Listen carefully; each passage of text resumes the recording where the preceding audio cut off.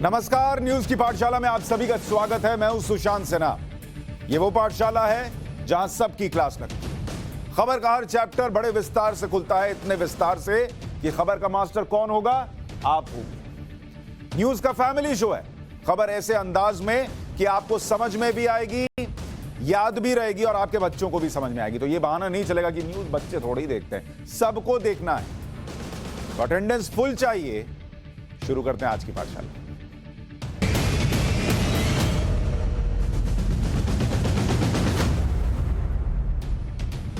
सबसे पहले रोज की तरह आपको बताऊं कि आज कौन कौन सी क्लास लगेगी और किस किस की क्लास लगेगी। आज पाठशाला में सीएम चन्नी और प्रियंका वाड्रा को भैया लोग की कीमत समझाने वाली क्लास लगाऊंगा। सीएम चन्नी बता रहे थे कि पंजाब में भैयों को नहीं आने देना है, यूपी बिहार वाले भैयों को। मैं खुद बिहार से हूं। यूपी बिहार का हर आदमी देश के जिस भी हिस्से में हो, आज पाठशाला में आप लोगों की फुल अटेंडेंस चाहिए। आज देश सुनेगा कि यूपी और बिहार के भैया लोग इस देश के लिए क्या करते हैं। बहुत सुन लिया, भैया हैं भैया हैं। आज हम बताएंगे जरा, यूपी बिहार ना हो तो क्या चन्नी साहब पंजाब चला पाएंगे? यह सवाल क्यों पूछ रहा हूं, आज आपको पाठशाला में बताऊंगा। साथ ही आपको यह भी बताऊंगा कि आज यूपी बिहार के भैया बोलेंगे और देश सुनेगा।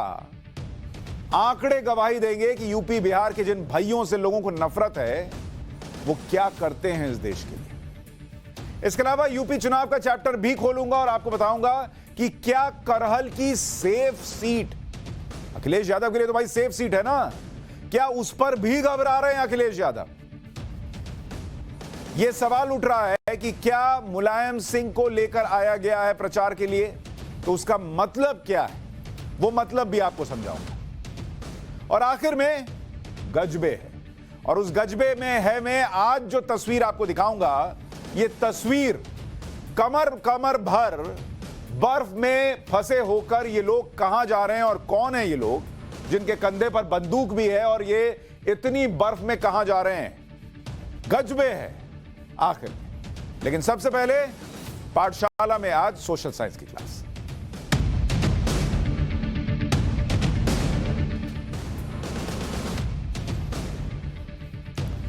पंजाब में चुनाव है, बहुत जल्द वोटिंग होनी है, लेकिन एक शब्द की एंट्री हुई है वहां पर, भैया। भैये जिसको कहते हैं ना, आपने कई बार सुना होगा, यूपी बिहार वाले भैये, ओ भैये ऐसे करके दिल्ली में बहुत बोलते हैं, बहुत मजाक भी उड़ाते हैं। और सिर्फ दिल्ली में नहीं उड़ाते हैं, ये जो शब्द है भैये या भैया लोग, ये बोला जाता है, आपने बहुत बार सुना होगा यूपी बिहार वालों के लिए, यूपी बिहार के भैया ऐसा बोलते हैं। ये भैये भैया लोग, ये लोग जो है हंगामा करते हैं, परेशान करते, बहुतों को बहुत दिक्कत है। आपने सुना होगा, यूपी बिहार के लोगों के लिए ज्यादा इस्तेमाल होता है। दूसरे राज्यों में प्रवासियों के लिए शब्द का इस्तेमाल होता है। क्षेत्रवाद की राजनीति में यह शब्द अक्सर नेताओं का हथियार बन जाता है। पंजाब की सियासत में भी इसको हथियार बना लिया गया।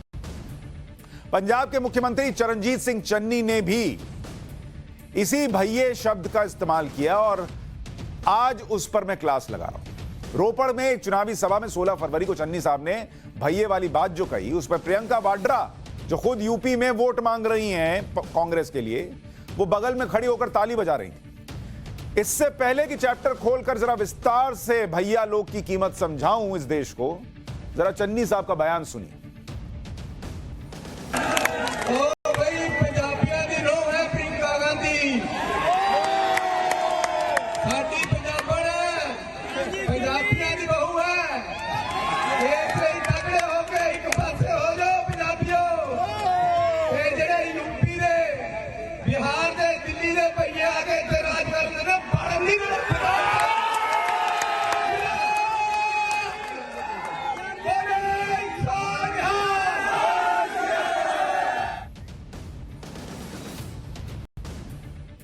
चन्नी साहब कह रहे हैं यूपी बिहार और दिल्ली वाले भैया लोग को यहां घुसने नहीं देना है। चन्नी साहब, आज सिर्फ बतौर पत्रकार नहीं, बतौर बिहारी भी आपको बताऊंगा कि यूपी बिहार के भैया लोग अगर पंजाब में नहीं घुसे तो क्या होगा।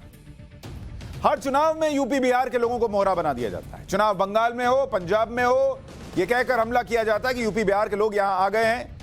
महाराष्ट्र की राजनीति में भैया लोग को पीटने की तस्वीरें कई बार वायरल हुई हैं, वहां भी सियासत होती है। बंगाल चुनाव याद होगा, ममता बनर्जी बीजेपी के लोगों को बाहरी बताकर सियासी हमला कर रही थी। यूपी बिहार से गुंडे लाए गए हमले के लिए, बोला था। वही ममता बनर्जी आज वही यूपी में जाकर वोट मांग रही हैं। यूपी बिहार गुजरात से आए लोगों को बाहरी गुंडा बता रही थी। अब पंजाब के चुनाव में कांग्रेस यही दांव चल रही है। लेकिन यूपी बिहार के भैये निकल जाएं तो पंजाब के शहर शहर कैसे ठप पड़ जाएंगे, ये आपको बताता हूं। यूपी और बिहार के ये जो भैयों हैं, भैये, इन भैये की कीमत समझिए, तब आपको पता चलेगा कि इनको सिर्फ नफरत की नजर से जो देखते हैं, ये भैये क्या करते हैं यूपी बिहार वाले। पंजाब के अंदर जो कुल वर्कफोर्स है, उस कुल वर्कफोर्स का जो लोग वहां काम करते हैं, जिनकी वजह से वहां की अर्थव्यवस्था चलती है, उसमें से कुल वर्कफोर्स का 70% जो है वो बाहर के लोग हैं। समझे सीएम चन्नी साहब? बाहर के लोगों की एंट्री बैन कीजिएगा तो 70% वर्कफोर्स पंजाब से चला जाएगा, जो आपके यहां काम कर रहा है। आपको एक और आंकड़ा दिखाता हूं। पंजाब प्रवासी सेल के मुताबिक पंजाब की आबादी कितनी है? इनकी आबादी है पंजाब के अंदर 2,80,00,000, 2.80 करोड़, ये इनकी आबादी है। और इस 2,80,00,000 में से जो प्रवासी हैं, जो बाहर से आए हुए हैं, मजदूरी करते हैं, काम करते हैं, वो 70 लाख है, 70 लाख। यानी अगर आप परसेंटेज देखने जाइएगा तो करीब 25% आबादी वहां पर पंजाब के अंदर जो है वो बाहर से आए हुए प्रवासियों की है। उनको निकाल देंगे आप, उनकी एंट्री रोकेंगे आप। पंजाब की फैक्ट्री और खेती में कितने प्रवासी काम कर रहे हैं, इसका आंकड़ा देखना चाहते हैं आप? कुल मिलाकर करीब 37 लाख प्रवासी मजदूर हैं पंजाब के अंदर। यह पंजाब का भी बता रहा हूं, फिर देश का हिसाब भी बताऊंगा। जो प्रवासी मजदूर हैं, बाहर से आए, रोजगार की तलाश में काम करते हैं, अपनी सेवाएं देते हैं, उन प्रवासी मजदूरों की संख्या 37 लाख है पंजाब के अंदर। इसमें अभी यूपी बिहार का हिसाब भी बताऊंगा। और इसमें से फैक्ट्री में कितने लोग काम करते हैं? फैक्ट्री में प्रवासी मजदूर जो काम करते हैं, उनकी संख्या करीब 10 लाख है। कैसे चलाइएगा? बाहरी और पंजाबी ऐसा कीजिएगा तो ये 10 लाख मजदूर जो फैक्ट्री में काम करते हैं वो चले गए तो फैक्ट्री कैसे चलेगी चन्नी साहब? ताली ठोकना आसान है प्रियंका वाड्रा जी, काम करना मुश्किल होता है, जो यही यूपी बिहार और बाहर के प्रवासी करते हैं।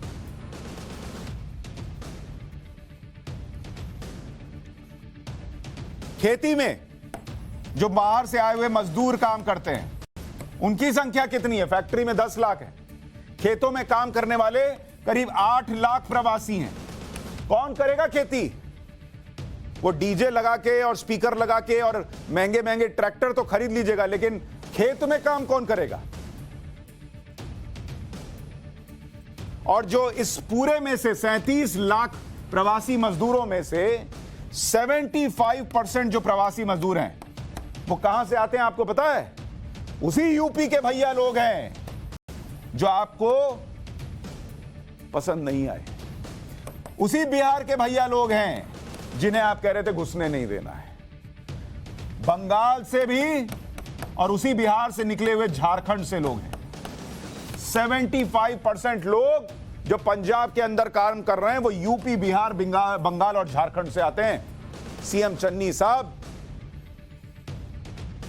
आपके राज्य की अर्थव्यवस्था को चलाने में ये लोग योगदान दे रहे हैं, इनकी कद्र कीजिए। प्रियंका वाड्रा जो ताली बजा रही थी, वो देखें कि उनका राज्य आगे बढ़ रहा है, उनकी सरकार आगे बढ़ रही है, इनके काम के लिए ताली बजाइए। भैया लोगों को बाहर रखना, इसके लिए नहीं।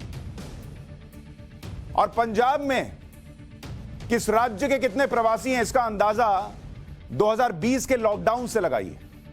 जब प्रवासी मजदूरों को अपने घरों को लौट रहे थे वो लोग, तब पंजाब सरकार के स्पेशल पोर्टल में बाहर के जिन प्रवासी मजदूरों ने रजिस्ट्रेशन कराया उसका आंकड़ा देखिए।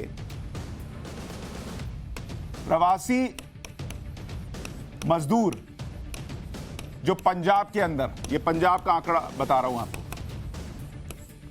जो रजिस्ट्रेशन कराया था जिन लोगों ने लॉकडाउन के दौरान, वो रजिस्ट्रेशन जो है, और ये उनका है जिन्होंने सिर्फ रजिस्ट्रेशन कराया, जिन्होंने नहीं कराया उनका भी सोचिएगा, 6,44,000 लोगों ने रजिस्ट्रेशन कराया। इसमें यूपी के कितने थे आपको पता है चन्नी साहब? यूपी के भैया लोग 3,43,000 लोगों ने रजिस्ट्रेशन कराया था। जिस यूपी में प्रियंका वाड्रा वोट मांग रही हैं, उसके 3,43,000 भाइयों ने रजिस्ट्रेशन कराया था अपने घर जाने के लिए। बिहार के भैया लोग कितने थे? 2,35,000। झारखंड के 11,000, पश्चिम बंगाल के 10,000, मध्य प्रदेश के 10,000 और उत्तराखंड के 6,000 थे। यानी अगर आप 6,44,000 में से देखिएगा तो 90% से भी ज्यादा लोग उसी यूपी बिहार के भैया लोग थे जिन्हें सीएम चन्नी कह रहे थे कि घुसने देना नहीं है। चन्नी साहब, जितनी मेहनत आपको इन्हें बेइज्जत करने में नहीं करनी पड़ी होगी, उससे कहीं ज्यादा मेहनत ये 6 लाख के आसपास के लोग जो हैं, ये गरीब मजदूर यूपी बिहार के भैया लोग करते हैं, जिनसे कईयों का घर चलता है, कईयों के काम होते हैं। तो अगली बार किसी को भैया बुलाइए तो सोचिएगा कि वो भैया आपके लिए क्या करता है यूपी बिहार वाला। ये लोग क्या खुशी से पलायन करते हैं क्या? अपनी मजबूरी में पलायन करते हैं। पंजाब में काम मिल जाता है इसलिए जाते हैं, मेहनत करके कमाते हैं, पंजाब को समृद्ध बनाते हैं, पंजाब का उद्योग चलाते हैं, फैक्ट्रीज चलाते हैं, अनाज उगा कर देते हैं। मुफ्त में नहीं बैठे हैं वहां के ये भैया लोग, राजनीति का हथियार बना रहे हैं। भैया कहकर ताना दिया जाता है। अरे हैं ये भैया लोग, बड़े बड़ों के भैया हैं ये, जिस तरीके से काम करते हैं हम लोग। और इनकी कोई हालत देखते हैं आप लोग? ये एहसान ना जताइएगा कि आपने नौकरी देकर बहुत बड़ा काम कर दिया इनको। इनकी हालत पर कोई बात करने वाला नहीं है। मजबूर हैं, इसलिए क्या होता है इनके साथ देखिए। पंजाब में खेतों में काम करने वाले मजदूरों का हाल सुनिए। इन्हें गेहूं के सीजन में 6,000 रुपए महीना मिल जाता है बस। धान की बुआई में 2,500 से 3,000 रुपए प्रति एकड़ मिलता है। एक सर्वे के मुताबिक 59% को 8,000 रुपए पर मंथ से भी कम मिलता है। 20% को 8 से 10,000 के बीच मजदूरी मिलती है। 15% को महीने में 10 से 15,000 के बीच मजदूरी। इन प्रवासी कामगारों का जमकर शोषण होता है। एक सर्वे तो यह तक कहता है कि 25% प्रवासियों ने माना कि उनका शोषण हो रहा है। एक तरह से इनसे बंधुआ मजदूरी की तरह काम कराया जाता है। मात्र 18% ऐसे थे जिन्हें पूरे हफ्ते में 1 दिन की छुट्टी मिल रही थी। मात्र 18%, यानी 82% लेबर फोर्स ऐसा था प्रवासियों का जो बिना छुट्टी के काम करता है। और उनको जो बिना छुट्टी पसीना बहाकर मेहनत करके पंजाब को सींच रहा है, उसका अपमान किया जा रहा है। भैया हैं। साल 2021 में गृह मंत्रालय ने पंजाब सरकार को चिट्ठी लिखी थी जिसमें कहा गया था कि कई मामलों में यूपी और बिहार के मजदूरों को ड्रग्स दिया जाता है। बीएसएफ ने बॉर्डर एरिया में खेतों से ऐसे 58 लोगों को रेस्क्यू भी किया था। गृह मंत्रालय की चिट्ठी में मानव तस्करी तक का जिक्र था। इन्हें अच्छी मजदूरी का वादा कर पंजाब लाया जाता है। प्रवासी मजदूरों से अमानवीय व्यवहार होता है। मजदूर ज्यादा वक्त तक काम करे इसके लिए इन्हें ड्रग्स दिया जाता है। ड्रग्स दे देकर काम करा रहे हैं लोग, बिना छुट्टी दिए काम करा रहे हैं लोग, और उसके बावजूद ये भैये चुभ रहे नजर में। जो लोग प्रवासियों को ताना देते हैं और उन पर राजनीति करते हैं, उन्हें याद रखना चाहिए इस देश की तरक्की में सबका योगदान है। पूरे देश में एक राज्य से दूसरे राज्य में पलायन की बात करिए तो देश में करीब 6.5 करोड़ प्रवासी हैं। पंजाब का बताया, अब देश का हाल देखिए कि देश की हालत क्या है। प्रवासी देखिए, देश के अंदर करीब 6.5 करोड़ प्रवासी, पूरे देश के अंदर का बता रहा हूं। और इनमें से प्रवासियों में से करीब 33% जो है वो मजदूर हैं, लेबर हैं।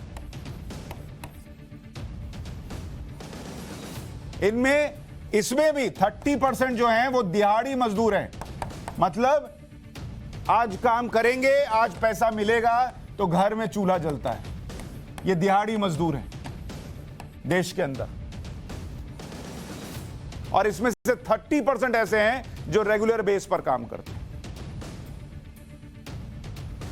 अगर राज्यों के हिसाब से प्रवासियों का आंकड़ा देखिएगा तो कुल प्रवासियों में ये जो आप देख रहे हैं 6.5 करोड़, इसमें 25% जो है वो यूपी से, वही भैया लोग देश में काम कर रहे हैं। 14% बिहार से हैं।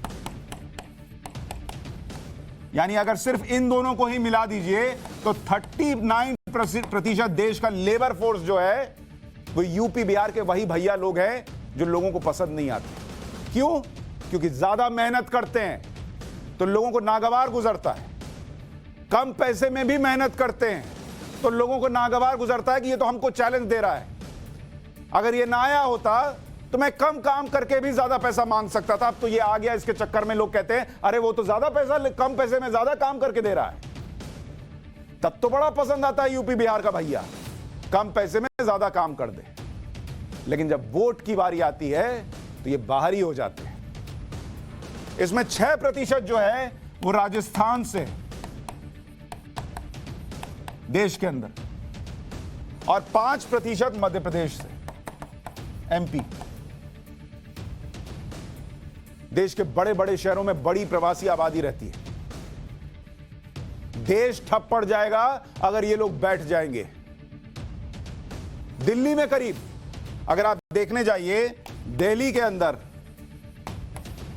करीब 63 लाख प्रवासी हैं। याद है ना वो भीड़ कोरोना काल में जब उनको बस से छोड़ कर आया गया था। मुंबई के अंदर अगर आप देखिए 47 लाख प्रवासी हैं।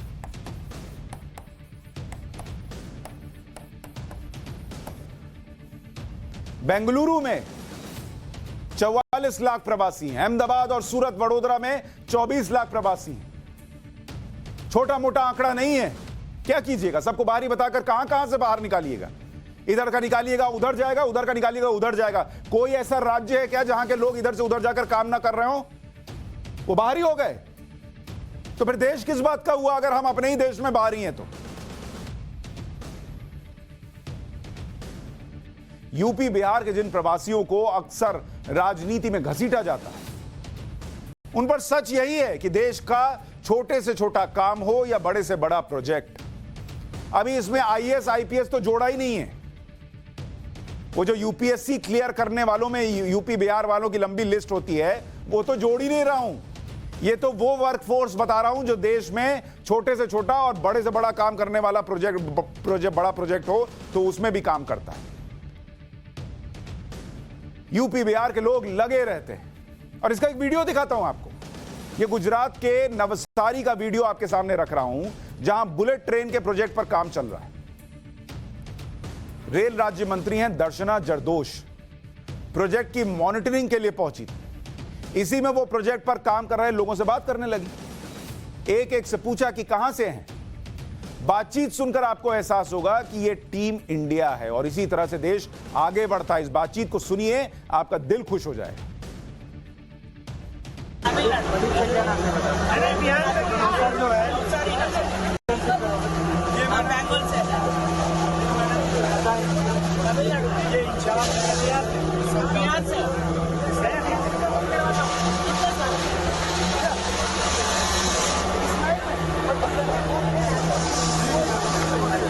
बिहार गुजरात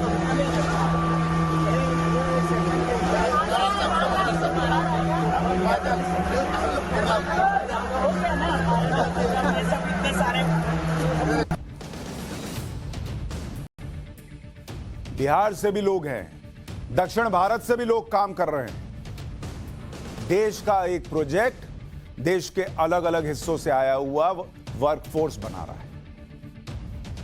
यह इस देश की ताकत है। और सिर्फ अपने वोट के लिए खड़े होकर कह रहे हैं कि इन भाइयों को घुसने नहीं देना है, और ताली ठोकी जा रही है।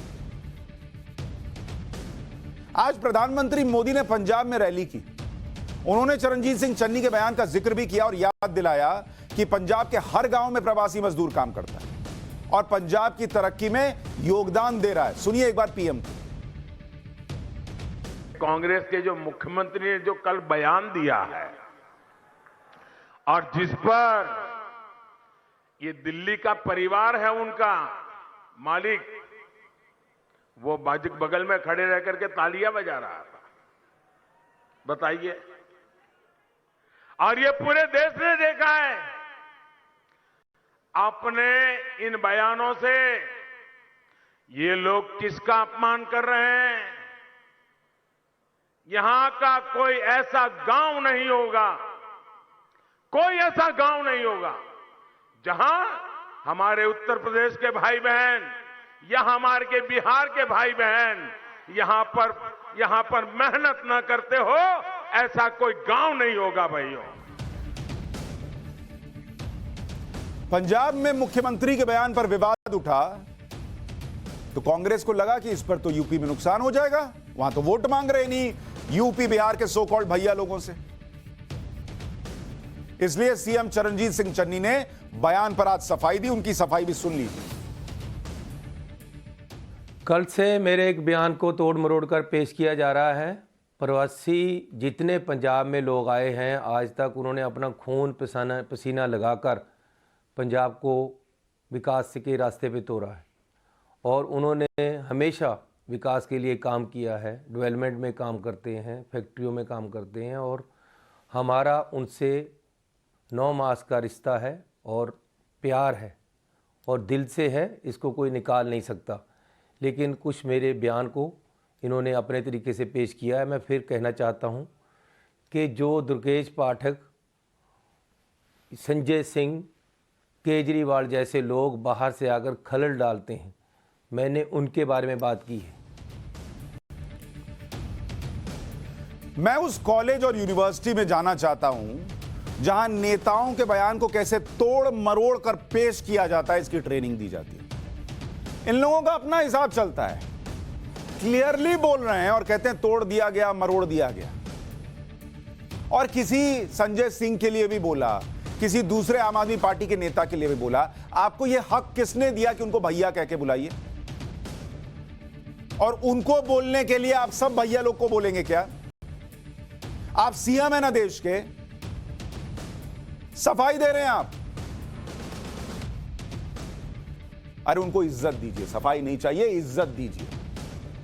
प्रवासी मजदूर बाहर से आकर पंजाब में फैक्ट्री चलाते हैं, अनाज उगाते हैं, जबकि खुद पंजाब के लोग दूसरे राज्यों में बसे हैं। आपको पता है पंजाब के अंदर जब आप ये बात करते हैं, करीब 32 लाख पंजाबी, करीब 32 लाख पंजाबी जो हैं, पंजाब से निकले हुए लोग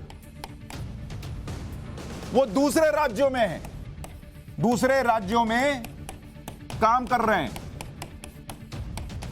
बताइए, अब अगर इन लोगों को कोई इस तरीके से अपमानित करे इन 32 लाख लोगों को, तो क्या चन्नी साहब को पसंद आएगा क्या? 2016 से 2021 के बीच, 2016 से लेकर 2021 के बीच 5 लाख पंजाबियों ने ऐसे थे जिन्होंने देश छोड़ा, यानी बाहर चले गए काम करने के लिए। अब बताइए, वहां इनके साथ इस तरीके का बर्ताव हो तो क्या होगा, कैसा लगेगा? कनाडा में, जिसे कनाडा कहा जाता है बड़ी आम बोलचाल की भाषा में, वहां तो 60% प्रवासी पंजाबी हैं। अब बताइए, कनाडा के अंदर अगर इस तरीके का बयान दिया जाने लगे पंजाबियों के लिए, पसंद आएगा क्या? और वहां तो यह हाल है कि वहां सरकार में मंत्री हैं पंजाबी, और देश गर्व करता है। यह नहीं सोचता कि पंजाब का आदमी वहां जाकर मंत्री बन गया है, भारतीय वहां मंत्री बनना है।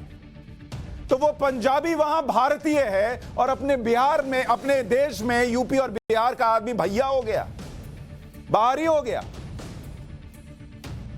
और मैं एक बड़ा सवाल बिहार जैसे राज्यों को चलाने वालों से भी करना चाहता हूं। इतने सालों के बाद भी बिहार जैसे राज्यों से बड़ी संख्या में पलायन क्यों होता है? ये जो हम लोग गाली खाते हैं, इसकी एक वजह बिहार के अंदर भी ढूंढनी होगी। 2011 की जनगणना के मुताबिक 2001 से 2001 से लेकर 2011 के बीच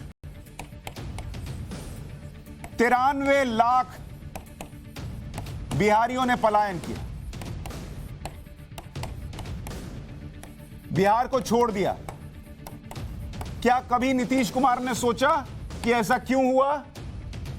लालू यादव के राज में तो कह दिया गया कानून व्यवस्था अच्छी नहीं थी, लेकिन आपने क्या किया नीतीश कुमार जी? ये 93 लाख बिहारी जाएं बाहर, काम करें, खून पसीना बहाएं, और उसके बाद ये भैया भैया सुने। आपने क्या किया? यूपी के बाद सबसे ज्यादा पलायन कहां होता है? बिहार में होता है। पलायन करने वाली कुल आबादी में 14% कहां से हैं? बिहार से हैं। पलायन करने वालों में 55% रोजगार की वजह से पलायन करते हैं। बिहार से पलायन में मजदूरों का आंकड़ा करीब 36 लाख है। 36 लाख मजदूर जो हैं वो बिहार से पलायन करते हैं। अरे देते ना वहीं रोजगार।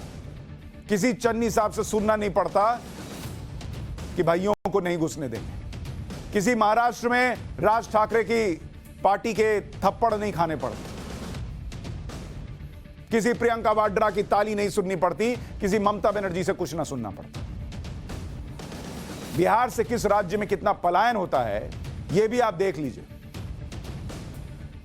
बिहार से पलायन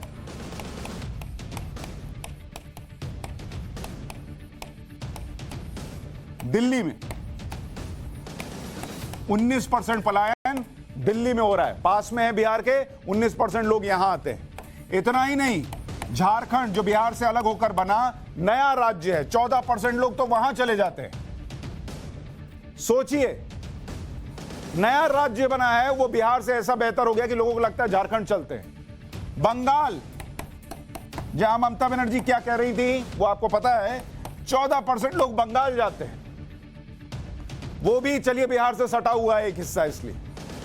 महाराष्ट्र में 11% बिहार के प्रवासी महाराष्ट्र चले जाते हैं। यूपी 10% लोग आते हैं। पंजाब में 7%, 7%, और गुजरात के अंदर 5%।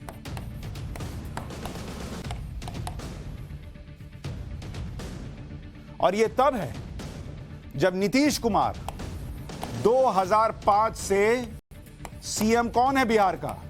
श्री नीतीश कुमार, मिस्टर सुशासन बाबू, ये हैं 2005 से मुख्यमंत्री बिहार के। यूपी में तो चलिए मुख्यमंत्री और सरकारें बदलती रही हैं 5 साल में, लेकिन ये भाई साहब तो वहां पर इतने साल से राज कर रहे हैं, इनसे ना पूछें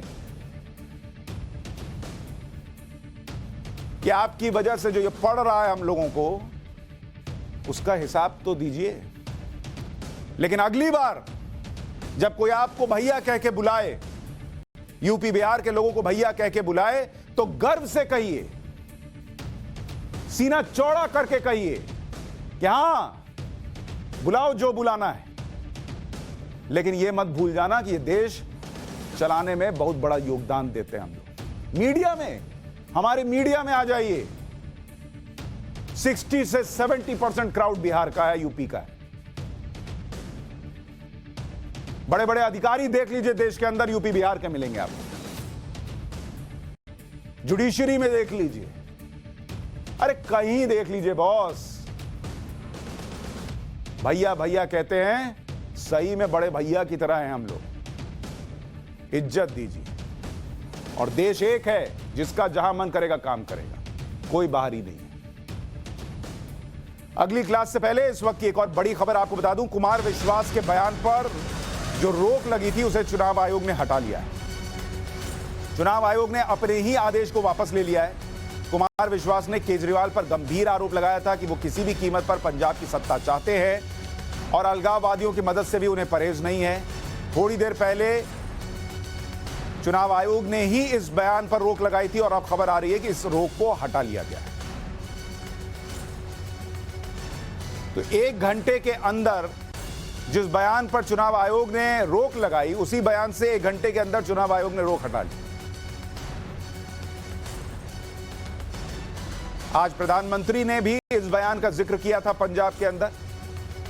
इस बयान पर बड़ा विवाद हुआ, बड़ा हंगामा हो रहा है कि केजरीवाल क्या वाकई ऐसी अलगाववादी सोच रखते हैं जैसा कुमार विश्वास दावा कर रहे हैं कि भाई पंजाब अगर टूट भी जाए, अलग देश भी बन जाए तो वहां का पहला प्रधानमंत्री बन जाऊंगा, ये उनसे कहा था।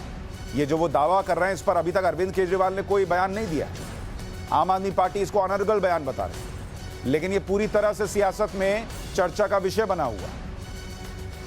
और ठीक पंजाब में वोटिंग के पहले ये बयान क्या पंजाब चुनाव पर असर डाल सकता है, इसको लेकर प्रश्न उठ रहे हैं। और अभी से थोड़ी देर पहले चुनाव आयोग ने इस बयान पर रोक लगा दी थी। अब यह बताया जा रहा है कि घंटे भर में रोक हट गई है।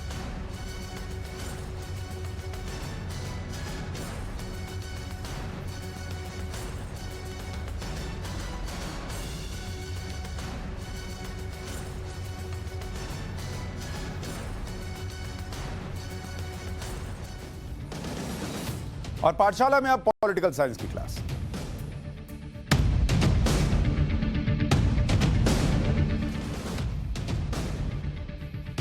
उत्तर प्रदेश में चुनाव हैं और क्या अखिलेश यादव जिस करहल की सीट से चुनाव लड़ रहे हैं वो उनके लिए एक सेफ सीट है, आसान जीत वाली सीट है, या फिर यहां पर भी अखिलेश यादव को मुश्किल आ सकती है।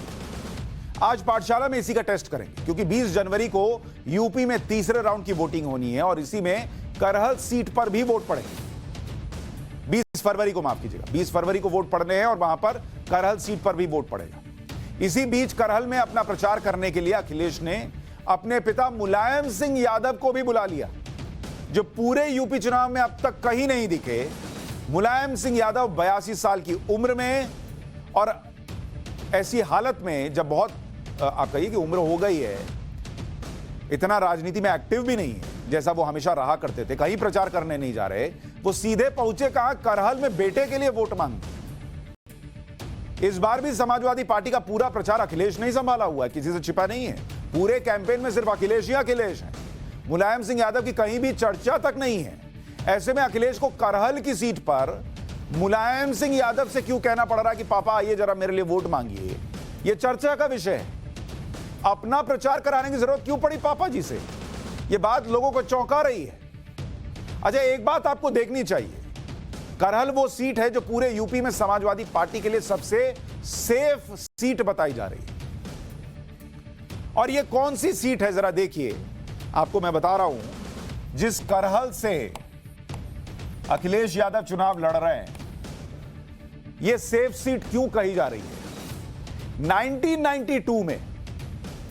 1992 जब समाजवादी पार्टी का गठन हुआ, यह वो साल था, तब से करहल सीट सिर्फ एक बार समाजवादी पार्टी हारी है 1992 से लेकर। अब आप सोचिए कितनी सेफ सीट है। उस पर भी मुलायम सिंह से कह रहे हैं कि चलिए पापा जी जरा प्रचार कर दीजिए, तो लोग पूछ रहे हैं इसकी क्या जरूरत पड़ी भाई। 1993 से लेकर अब तक करहल सीट पर समाजवादी पार्टी का कब्जा रहा है।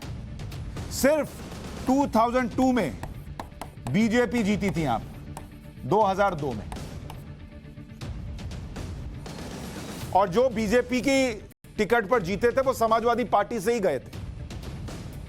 2002 में बीजेपी के सोबरन सिंह ने करहल सीट जीती थी, वो भी समाजवादी पार्टी में चले गए थे और लगातार 4 बार से विधायक भी हैं। करहल में वोटों का कैलकुलेशन क्या है इसको भी समझ लीजिए। यहां पर करीब 3,70,000 वोटर हैं। अब अगर आप इस लिहाज से देखिएगा कि इनमें करीब 1,25,000 1.25 लाख यादव वोटर है। तो इस लिहाज से भी सेफ सीट है भाई कि इनका कोर वोटर जो है MY में से यादव माना जाता है। तो 1.25 लाख वोट तो सीधा सीधा आपके पास जाना चाहिए। और 2017 में जो चुनाव के नतीजे थे उसमें देख लीजिए, उसमें 2017 में करहल का ही अभी आपको बता रहा हूं, 2017 में समाजवादी पार्टी को कितना वोट मिला था? 1,04,221 वोट।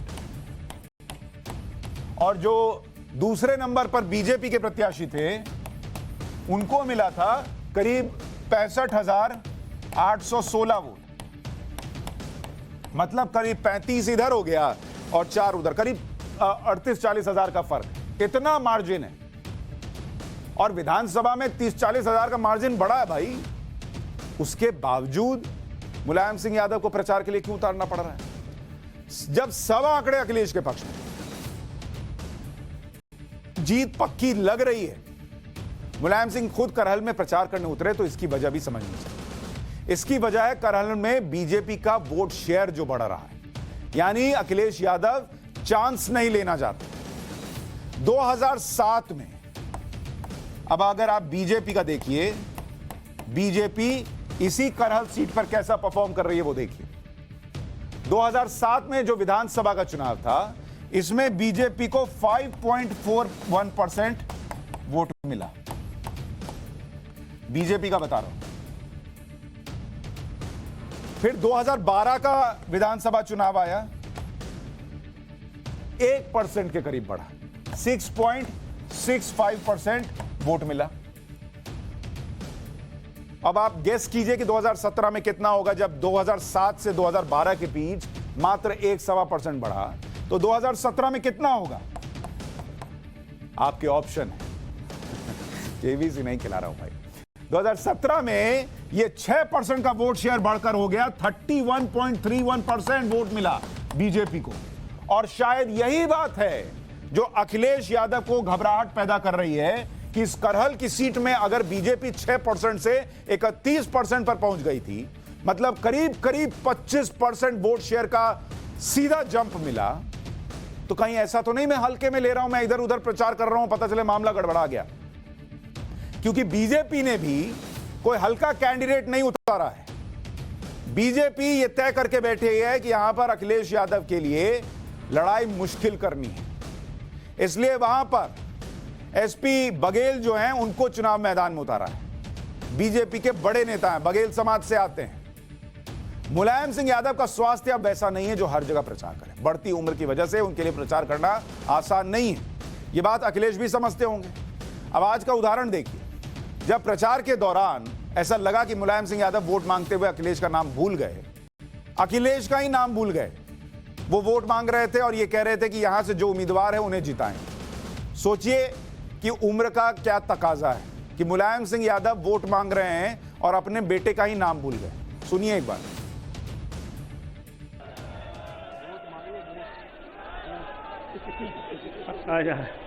अब जो यहाँ उम्मीदवार हैं, जो भी उम्मीदवार यहाँ हैं, वो श्रेष्ठ उम्मीदवार हैं, कांग्रेस को भारी बहुमत जिताने।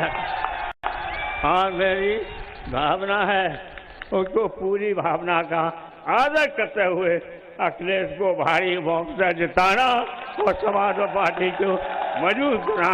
इन्हीं शब्दों के साथ बहुत बहुत धन्यवाद।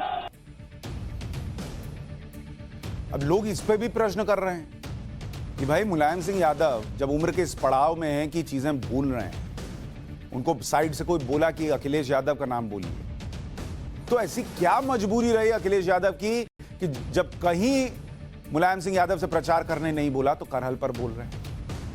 इसके बावजूद अगर करहल में अखिलेश के प्रचार में मुलायम सिंह उतरे, तो इसकी बड़ी वजह यही लग रही है कि करहल से मुलायम सिंह यादव का पुराना नाता है। मुलायम सिंह के गांव सैफई से करहल करीब 8 किलोमीटर पर है।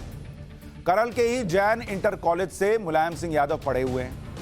1963 में जैन इंटर कॉलेज में ही मुलायम सिंह टीचर बने। वह हाई स्कूल में हिंदी और 12वीं में सामाजिक विज्ञान पढ़ाते थे। मुलायम सिंह यादव की तब जो सैलरी थी वो 120 रुपया पर मंथ की। करहल के जैन इंटर कॉलेज में मुलायम ने 11 साल पढ़ाया और इसी बीच मुलायम सिंह जसवंत नगर से विधायक भी बने। मतलब करहल से मुलायम सिंह यादव का बहुत पुराना रिश्ता है और इसीलिए शायद अखिलेश यादव मुलायम सिंह यादव से को लेकर आए कि भैया पापा एक बार आप भी बोल दीजिए। मतलब मे भी हो सकता है वो एक श्योरिटी चाह रहे हो, थोड़ी घबराहट रही हो कि मुलायम सिंह यादव बोल देंगे तो और 100% श्योर हो जाएंगे कि भाई कोई इधर उधर नहीं जाना। करहल में आज गृह मंत्री अमित शाह भी प्रचार कर रहे थे। यहां से अखिलेश के सामने बीजेपी ने केंद्रीय मंत्री एसपी सिंह बघेल को उतारा हुआ है। अमित शाह ने करहल में कहा कि करहल की एक सीट ही 300 सीट का काम करेगी। अगर करहल में बीजेपी जीत गई तो पूरे यूपी में समाजवादी पार्टी का सुपड़ा साफ हो जाएगा। अमित शाह ने करहल में मुलायम के प्रचार में उतरने पर भी निशाना साधा कि अखिलेश को बुजुर्ग नेताजी को भी मैदान में उतारना पड़ गया। अखिलेश जी ने कहा कि मैं पर्चा डालने के बाद 10 मार्च को आऊंगा, कहा था ना। छठे ही दिन मैदान में आ गए और अभी भी मैं हेलीकॉप्टर से देख रहा था 5 किलोमीटर दूर कड़ी धूप में इतनी आयु हो गई है, नेताजी को भी मैदान में उतारना पड़ा है। नेताजी को अब मुझे बताओ भाई, आगाज ऐसा है तो अंजाम क्या होगा? क्या होगा? कमल जीतेगा ना। लोग चर्चा तो कर रहे हैं कि अगर इतनी सेफ सीट है और अखिलेश यादव घबराए हुए नहीं है तो पापा मुलायम को प्रचार के लिए क्यों लेकर आए? गजबे। लेकिन इस गजबे है से अलग हमारा सेगमेंट गजबे है, उसका वक्त हो गया है।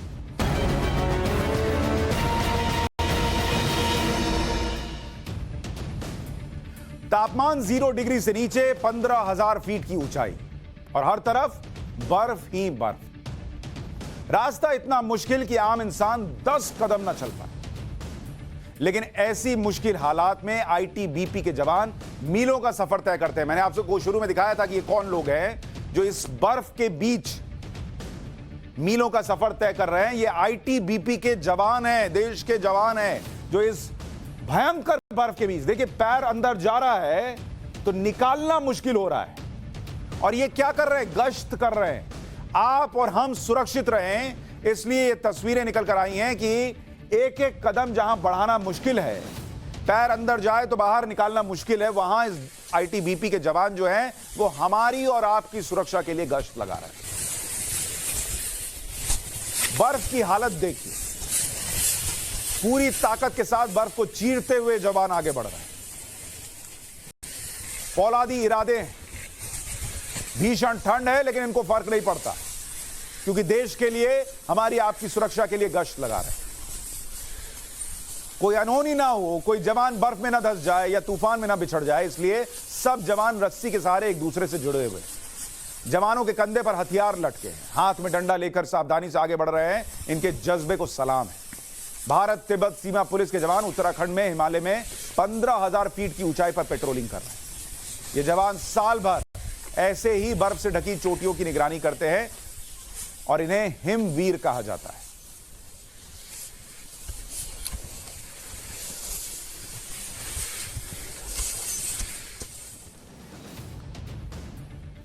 तो अगली बार जब कोई सर्जिकल स्ट्राइक और एयर स्ट्राइक का सबूत मांगे तो उसको ये वीडियो दिखाइएगा, इनसे सबूत मांगोगे, सोचिएगा। पाठशाला में आज के लिए इतना ही। नमस्कार।